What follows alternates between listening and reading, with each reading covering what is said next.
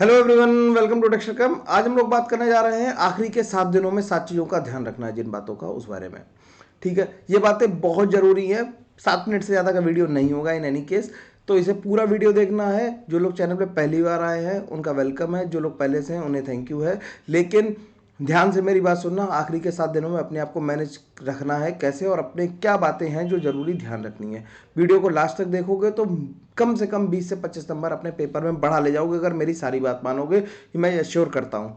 पूरी बात सुननी है, बिल्कुल भी स्पीड अप नहीं करना यार। 5-7 मिनट तो मेरे को दे ही सकते हो ना, मेरे बात मान के इतना टाइम तो मेरे को दे ही दो। तो 7 चीज़ों की शुरुआत करते हैं। सबसे पहले कौन सी चीज़ ध्यान रखनी है कि अभी तक जो हम लोग कर रहे थे, जिस पेज पे पढ़ाई कर रहे थे, उसी पेज पे पढ़ाई करनी है। भागा दौड़ी नहीं करनी है, दौड़ के नहीं ज़्यादा। अब एकदम में से 20 घंटे पढ़ने लगो, 25 घंटे पढ़ने लगो, ये सब नहीं करना अब। ठीक है, जिस पेज से पढ़ा रहे थे तुम 10 घंटे पढ़ा रहे थे, 12 घंटे पढ़ा रहे थे, उस पेज से पढ़ते रहो। ये मत कहना सर हम तो 2 ही घंटे पढ़ा रहे थे, अब क्या 2 घंटे पढ़ के क्या होगा। 2 घंटे पढ़ा रहे थे तो फिर नहीं पढ़ा रहे थे तुम। ठीक है ना। तो इसलिए जिस पेज पे चल रहे थे तो उसी पेज पे चलना, हबड़ दबड़ नहीं करना। भागा दौड़ी करने से कोई फायदा नहीं होगा। बहुत ज़्यादा सारा एकदम से पोरअप करने से या बहुत सारा मगअप कर लोगे तो अभी अब बहुत दिक्कत होने वाली है। उससे प्रेशर से, उस प्रेशर से बाहर रखना अपने आप को कि हम जिस पेज पे चल रहे हैं उसी वैसे ही चलेंगे। ठीक। दूसरा पॉइंट क्या है कि हम लोग अपने जो मॉक टेस्ट हैं वो अब 2 टेस्ट या 3 टेस्ट ही मैक्सिमम हम लोग अटेम्प्ट कर सकते हैं। हमें क्या करना है, जो पुराने टेस्ट दिए थे उनके जो क्वेश्चन गलत हुए थे उनके रिगार्डिंग मैंने एनालिसिस करने का तरीका बताया, तो उस हिसाब से आपने थ्योरी पढ़ी होगी। अगर आपने थ्योरी पढ़ ली है तो वो क्वेश्चन जो नहीं लगे थे उन्हें लगा के देख लो, वो अब लग जाएंगे। अगर नहीं लगे तो भाड़ में जाए, नहीं बिल्कुल पढ़ना है। ठीक। ठीक।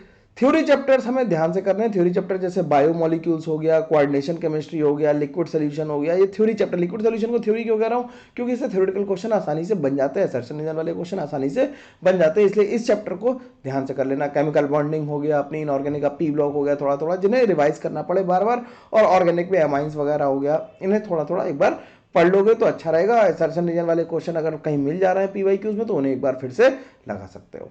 ठीक। चौथी बात जो इंपॉर्टेंट बात है वो क्या कि अपनी बॉडी क्लॉक को एकदम फिक्स रखना है।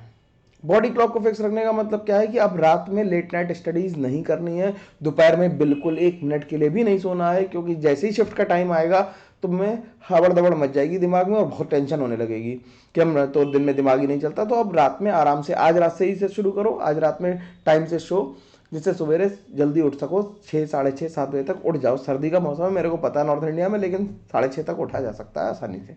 ठीक, क्योंकि 7:30 पे पहुंचना ही होगा सेंटर पे। तो बॉडी क्लॉक फिक्स करो कि पेपर में बैठ के तुम्हारे पेट में हलचल ना हो। ठीक है, बॉडी क्लॉक को सेट करना बहुत जरूरी, उतना ही जरूरी है जितना किसी टॉपिक को रिवाइज करना। इनफैक्ट उससे ज्यादा जरूरी है। अगर बॉडी क्लॉक गड़बड़ हो गई, मान लो वहां तुम एग्जाम सेंटर में गए, वहां तो पेट में मतलब ऐसा बॉयल अप होने लगा या कुछ दिक्कत होने लगी या दर्द होने लगा तो बहुत दिक्कत होगी।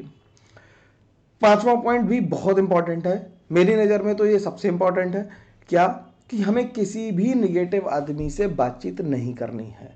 हमें किसी भी निगेटिव आदमी जो ये कहे कि तुम्हारा सिलेक्शन नहीं होता, उसे कहा भाड़ में जाओ, तुम्हारा नहीं होगा। ठीक।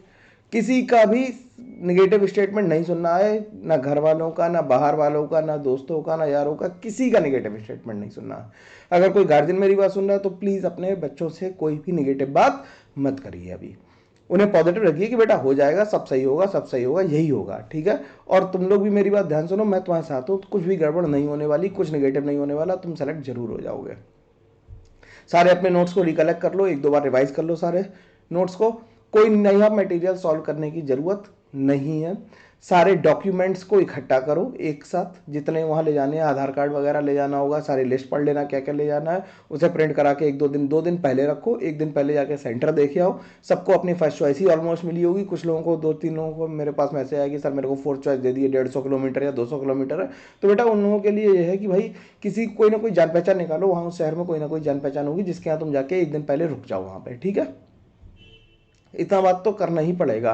तो ये सारी चीजें बिल्कुल अपने पास रखेंगे संभाल के, और इन बातों का ध्यान रखेंगे। पेपर में कम से कम मैं प्रॉमिस कर रहा हूं कि 25 नंबर बढ़ जाएंगे। केवल तुम, एक शर्त है इसके अलावा जो ध्यान रखनी है, डरना मना यार। डर गए तो समझ लो खत्म खेल है। पेपर में पेपर को खराब करने के लिए केवल एक ही चीज जरूरत होती है, तुम्हारी एंग्जाइटी, तुम्हारा डर कि वहाँ पेपर में कांप रहे हैं बैठ के, पेन नहीं चल रहा है, सरल सवाल नहीं आता। सरल सवाल तुमने सवाल देखा, मान लो अब तुम्हें नहीं आ रहा, दूसरे सवाल पे चले जाओ, क्या दिक्कत है। सारे 90 के 90 सवाल थोड़ी मुश्किल आएंगे, कोई ना कोई तो अच्छा आएगा सवाल, उस सवाल को पहले अटेम्प्ट करेंगे। ठीक। जब भी तुम्हारा नर्वस सिस्टम ये कहेगी यार अब नहीं हो पा रहा है, बहुत थक गए हैं, सर में दर्द हो रहा, टेक अ डीप ब्रेथ, लंबी सांस लो, गहरी सांस लो, शांति से बैठो और फिर दोबारा से रीस्टार्ट करो। ठीक, बिल्कुल डरना नहीं है और अपने आप को ये समझाते रहना है कि हमें सब आता है, जितना हमें आता है वो मोर देन सफिशिएंट है, हम तैयारी है तभी पेपर में जा रहे हैं, तो हमें सब आता है। हमें जो नहीं आता अब वो किसी को नहीं आता।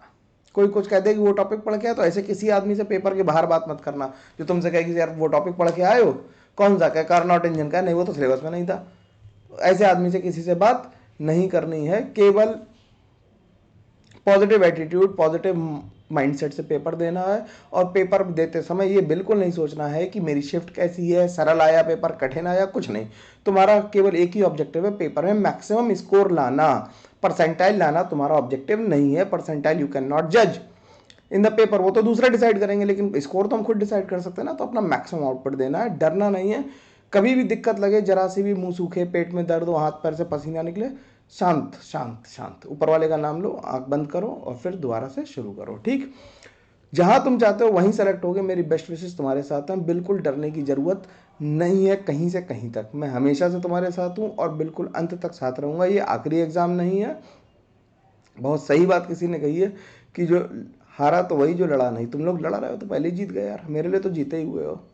तो बिल्कुल बढ़िया से पढ़ो और अच्छे से पेपर दो। कोई टेंशन हो बात करो, हम लोग बात कर सकते हैं। टेलीग्राम पे मैसेज करो, यूट्यूब पे इस पर कमेंट करो, यहाँ पे हम लोग बाद में रिस्पॉन्स करने की कोशिश करूँगा, सबका रिस्पॉन्स करूँ। ठीक है, इस वीडियो के हर कमेंट पे मैं रिस्पॉन्स करने की कोशिश करूँगा। ठीक, चलो हम लोग मिलते हैं, तब तक के लिए thank you very much, take care, bye bye. अपना ध्यान रखना है, सेहत खराब नहीं करनी है बिल्कुल भी, और लगातार मेहनत करते रहनी है। ठीक है, चलो बाय बाय।